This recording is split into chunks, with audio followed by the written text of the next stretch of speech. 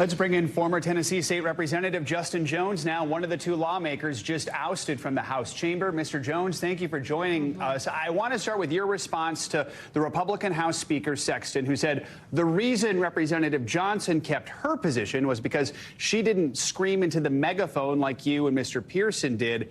Do you buy that, or do you think this was an example of racism? I mean, I'm someone who worked in that building for, this year, and we know what racism is. We know that's what we experience every day as when we were representatives. And if that were the case, why would they bring up the resolution to expel Representative Johnson in the first place? I mean, this was to put on a spectacle. It was to show to the nation how ridiculous our state legislature is.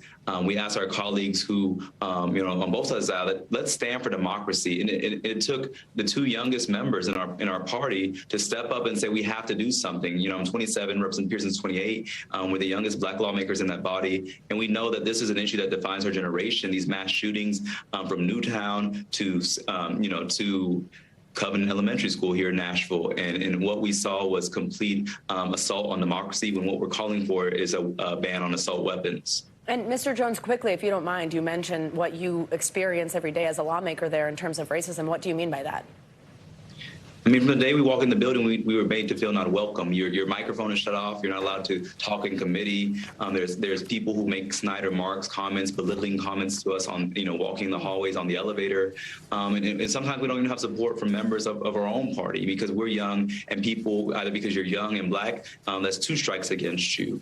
And so it is a very toxic work environment. And so all those thousands of young people who came to the Capitol, it gave me so much hope, because it says that that it's our time now, that it's time for a new generation, that the Capitol is not, this fraternity house or this retirement home, but it is the people's house. And it's our generation's time to step into our power and to push forward these laws that will keep us safe in schools, keep children safe in schools, and address this crisis that is not just plaguing Tennessee, but that is impacting the nation. Mr. Jones, we just got word, just as we've been speaking, that the vice president is traveling to Nashville to meet with lawmakers. Will you be meeting with her?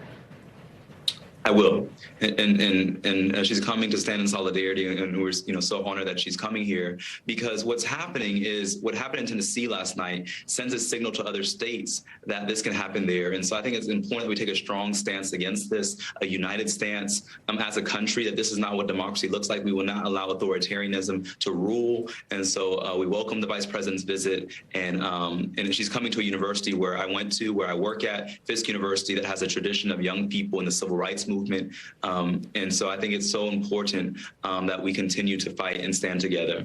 Your name, as we've mentioned here, was wiped from the Tennessee General Assembly website immediately after this vote. You were stripped of your staff after that. Tell us a little bit about that process, and then where you plan to go from here. Are you hoping that your county appoints you as its interim representative until that special election is held?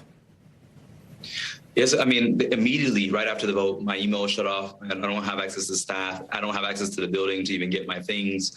It is very insulting, that they want to humiliate us, but what they're really doing is showing for the world the shame of this body, of this legislative body. And so what's next for me is, I know our council, the Nashville Metro Council, is meeting on Monday to have a special session to consider, filling this vacancy. Then there's a special election. And so, I definitely will plan to fight to represent my district, whether I'm in that chamber or not. We've gotten support from across my district, 78,000 people who I represented, who are saying that our voice has been taken from us. And it's one of the most diverse districts in Tennessee that does not have a representative right now. That is the crime against democracy that we're fighting against. And Mr. Jones, before I let you go, just wondering, do you have any regrets about your decision to protest in the chamber?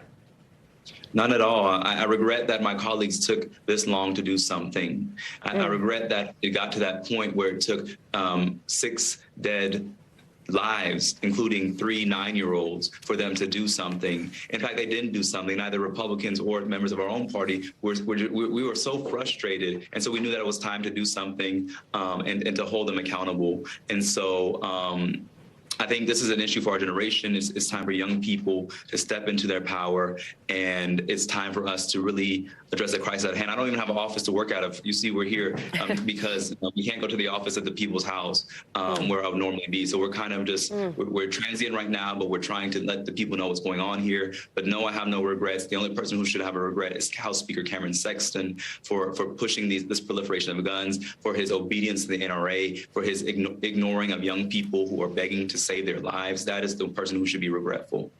Former Tennessee State Representative Justin Jones, thank you for your time. Please thank the person that just tried to enter the room for letting you have it for this conversation. Thank you very much. We appreciate you speaking with us. Thank you.